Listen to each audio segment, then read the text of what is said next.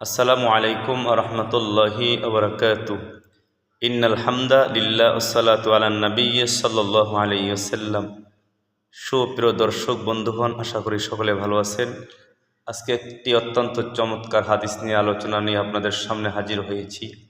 কোন ব্যক্তির কানে শয়তান প্রসাব করে দেয়?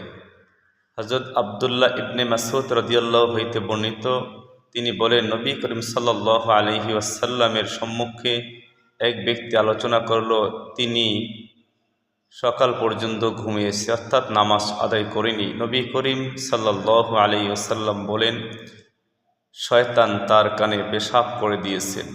নাউজুবিল্লাহ।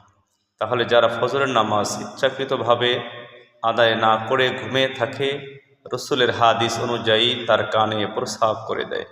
এখন ভাবুন তো, কত মানুষ নামাজ পড়ছে না, তাহলে তাদের কানে শয়তান পেশাব করে দেয়। নবীজির কথা আমরা ওয়াদাবদ্ধ হয়ে যাই, আগামীকাল থেকে আমাদের কারো কানে যেন শয়তান পেশাব না করে।